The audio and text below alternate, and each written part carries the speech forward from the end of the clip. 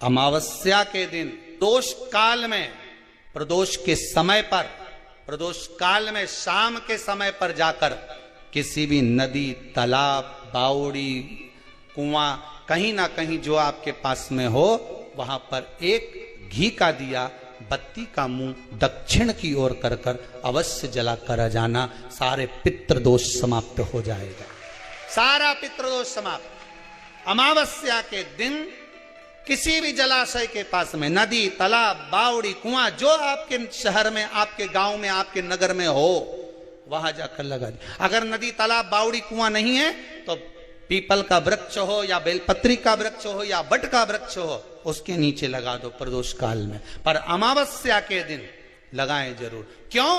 क्योंकि अमावस्या के दिन पितृ शाम के समय प्रदोष काल में शंकर भगवान का नाम जाप कर कर नदी, तालाब, बावड़ी पर पानी पीने जाते हैं। वहां से जल का आचमन कर कर पितृ अपने लोक को चले जाते हैं प्रदोष काल के समय पर। इसलिए प्रदोष काल में जलाशय के पास में, बावड़ी, कुआं, नदी, तालाब के किनारे पर दिया लगाया जाता है दक्षिण की ओर मुख कर कर बत्ती का। तो पितृ आशीर्वाद देते हुए जाते हैं कि फलो फूलो, आगे बढ़ो, उन्नति करो, तरक्की करो। ये पितरों का आशीर्वाद रहता है, पितरों का वर रहता है। आप देंगे उसको मिलेगा। पितृदोष है, ये आपको कैसे मालूम पड़ेगा?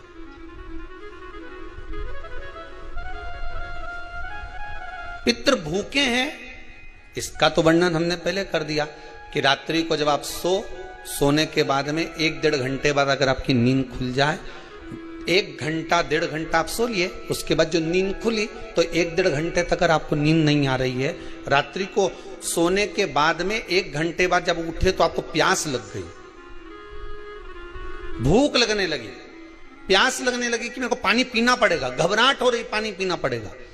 1-1.5 घंटे सोने के बाद अचानक नींद खुले और आपको प्यास लगे, समझ लेना आपके पितृ भूखे हैं और प्यासे हैं, भूखे और प्यासे हैं, उनको जल की जरूरत है। किसी भी नदी में, सरोवर में, कुंड में, बावड़ी में, तालाब में, आप तीर्थ में जाकर जब स्नान करते हैं तो स्नान करने के बाद एक काम का नियम बना लो कि अपने हाथ की अंजलि में जल लेकर अपने पूर्वजों को देना है। प्यासे रहते हैं, भाग मांगते हैं, प्राप्त करना। 3 वृक्ष पितरों के तुल्य हैं। पहला पीपल, दूसरा बट वृक्ष, तीसरा बेलपत्र का वृक्ष। ये पितरों के तुल्य हैं। अगर आपको रात्रि में नींद नहीं आ रही है, ऐसा लगता है कि रात्रि को 1 घंटा 1.5 घंटा सोने के बाद कुछ गलत गलत विचार आने लगते हैं, नींद सुबह 3 बजे तक, 4 बजे तक नहीं आती, 4 बजे के बाद फिर नींद आती है, तो एक प्रैक्टिकल जरूर कर कर देखना। एक प्रैक्टिकल करने में क्या जाता है?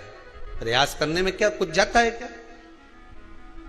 प्रैक्टिकल कर कर देखना कि कहीं सियोर वाला महाराज झूठ तो नहीं बोल रहा है, तो प्रैक्टिकल करने में कुछ नहीं जाए। 1 लोटा पानी लो, उसमें थोड़ा सा कच्चा दूध डाल लीजिए, श्राद्ध पक्ष चल रहा है, बेलपत्री का पेड़ या पीपल का पेड़ या बट का पेड़, इन पेड़ के नीचे ले जाकर उस दूध को दोपहर में सुबह 10 बजे से लेकर 12 बजे के बीच में ले जाकर चढ़ा दीजिए। रात्रि को फिर ना आपको प्यास लगेगी, ना भूख लगेगी, नींद एक बार लगी तो सुबह ही खुलेगी। प्रैक्टिकल करने में क्या जाता है? पानी डालने में तुम्हारा कुछ जाएगा? अरे बोलो तो सरी, प्रैक्टिकल करने में क्या जाता है? कुछ भी नहीं बिगड़ेगा। ये तो बस जल डालोगे तुम्हारा ही कुछ अच्छा हो सकता है, बाबा की कृपा। 3 वृक्ष पितरों के तुल्य हैं। पहला जम के बोलिए पीपल, दूसरा बट वृक्ष, तीसरा बेलपत्री का वृक्ष।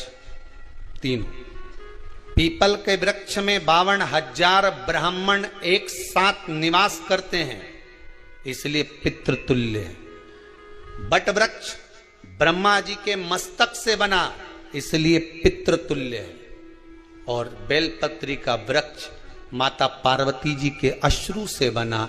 जब आंसू गिरे थे माता जगत जननी जगदम्बा पार्वती के, उस समय पर पितृलोक में हलचल उत्पन्न हो गई थी। हमारी नातिन की आंख में आंसू कैसे आ गए? मैनावती की पुत्री है,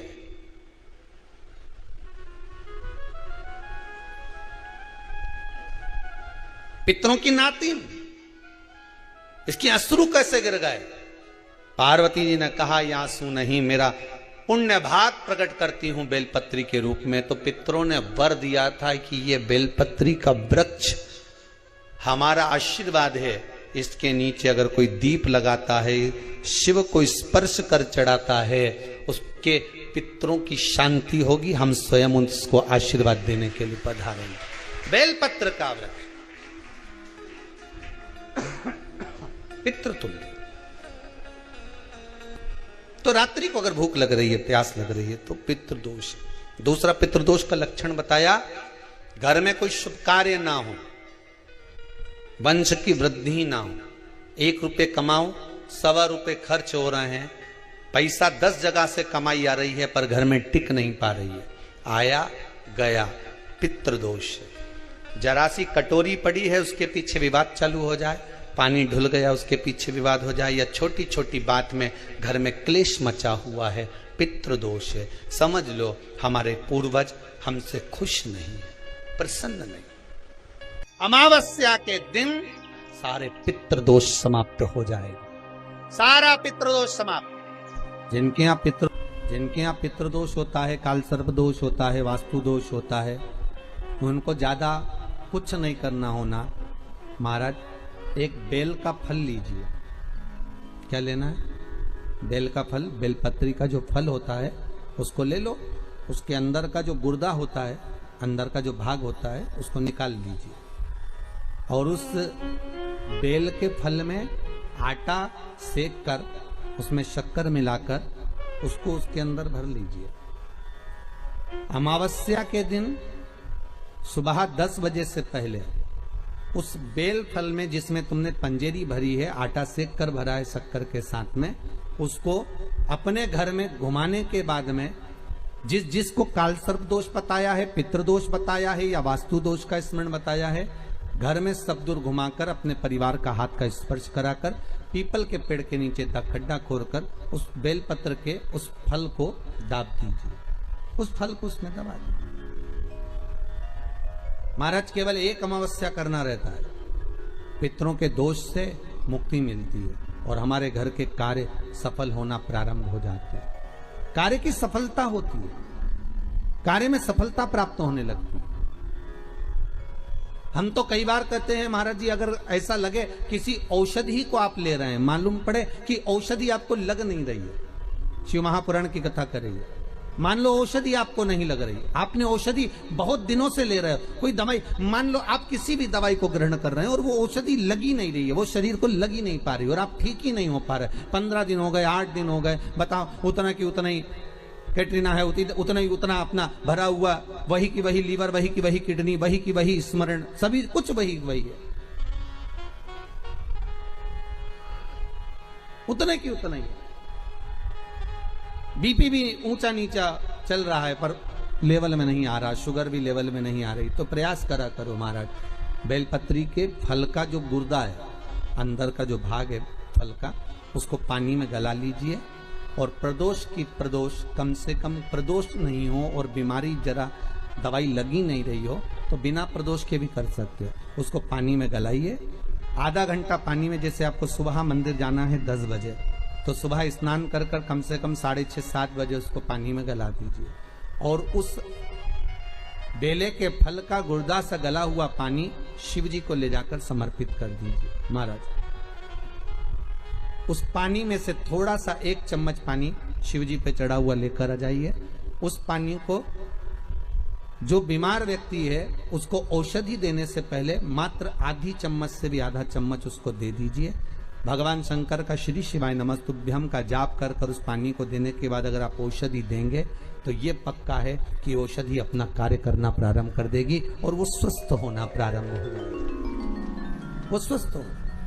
औषधि के 7 स्थान शिवलिंग के बताए हैं, जहां पर भूल से भी अगर कोई चंदन की उंगलियां लगा देता है, 7 स्थान ऐसे हैं जहां चंदन की मात्र उंगलियां लगा देने से ही शिव पितृलोक के पितरों को मुक्ति प्रदान करके वैकुंठ लोक का निवास दे देते हैं। 7 स्थान।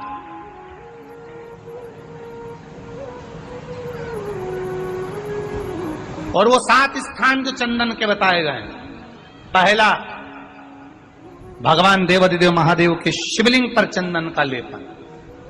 समझ लेना जरा बहुत अच्छे से। आपको लगता है स्वप्न में कोई मुर्दे दिख रहे हैं, या कोई जल रहा है, या कोई मर रहा है, या कोई चला गया है, ऐसा भय लगता है। बच्चों को मानी भेजूंगी ऐसा हो जाएगा, पति को मानी भेजूंगी ऐसा हो जाएगा, कोई हमारे कोई गलत तो नहीं कर रहा है, आपको लगता है। 7 स्थान चंदन के बताएं महाराज। पहला शिवलिंग, दूसरा जहां गणेश जी का स्थान है, मालूम है ना सबको, जम के बोलो जरा, मालूम है ना सबको, जहां गणेश जी का स्थान है वहां अलग से गणेश जी बैठे, वहां नहीं। शिवलिंग में जलाधारी के ठीक सामने राइट में गणेश, लेफ्ट में कार्तिकेय, बीच में अशोक सुंदरी। तो पहला चंदन बाबा के शिवलिंग पर, दूसरा गणेश जी पर चंदन की उंगली, तीसरा षडानंद कार्तिकेय पर चंदन की उंगली, चौथा अशोक सुंदरी पर चंदन की उंगली, पांचवा जलाधारी पर चंदन की उंगली, छठा जो शिवलिंग का जल बह रहा है इसके ठीक विपरीत की ओर चंदन की उंगली, और 7वां चंदन नंदी के मस्तक के ऊपर जो 2 सींग लगे रहते हैं उस पर चंदन की उंगली। ये कब लगाई जाती है? या तो अमावस्या के दिन। आपको लगता है कि हमारे पूर्वजों का उद्धार नहीं हुआ, हमारे पूर्वजों का कल्याण नहीं हुआ, कहीं अधोगति में कोई चला गया है, उसका बस एक बार, रोज नहीं जरूरत है, प्रतिदिन जरूरत ही नहीं,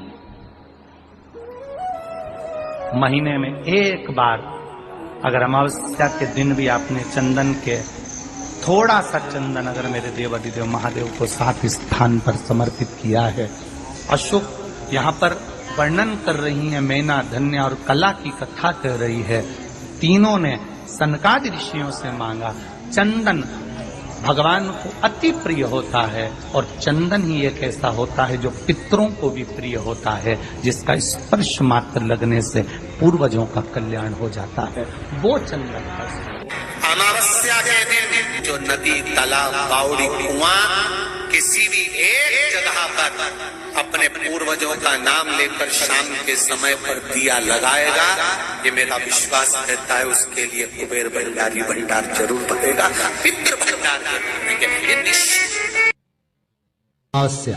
तुलसी की लकड़ी पानी में घुमाकर, लकड़ी नहीं हो तो माला तो होगी ही, जल में भ्रमण कराकर, जल में घुमाकर, तुलसी की लकड़ी को जल में डालकर स्नान जो करता है, मात्र घुमाना है, लकड़ी डालकर नहीं रखना है, घुमाकर अपने पूजन वाले स्थान पर रखना, या पानी में पहले से घुमा लो, उस पानी को ले जाकर डाल दो।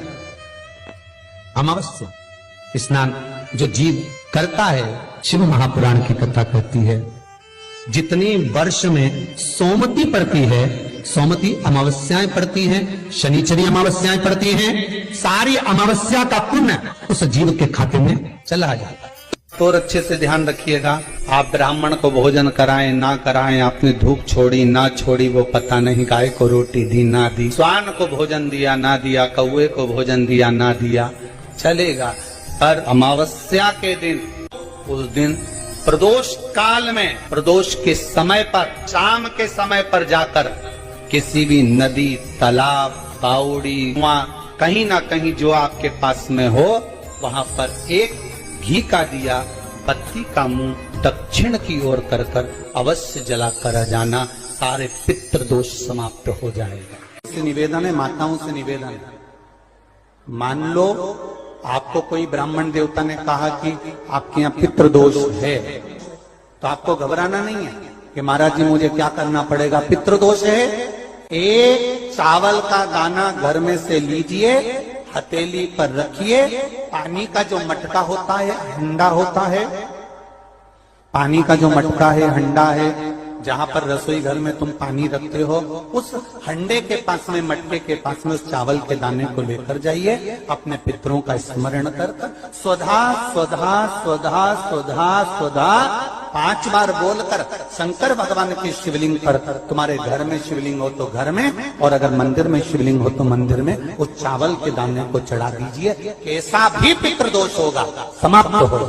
कि गाय जब अपने बछड़े को दूध पिलाए और बछड़े के मुख पर जो फेन आए, उस फेन को अमावस्या के दिन दोपहर में 12 बजे चम्मच में लेकर, जो बच्चा चिड़चिड़ करता हो या पढ़ाई में मन नहीं लगता हो या दिमाग थोड़ा सा कमजोर हो, डॉक्टर के इसका विवेक का। सभी शिव भक्तों के लिए हर हर महादेव। भगवान शिव की सभी भक्तों पर कृपा बनी रहे। आपने इस वीडियो में जो जाना और सुना, उन उपायों को करते रहिए, जिससे आपके भाग्य में सुख समृद्धि बनी रहे।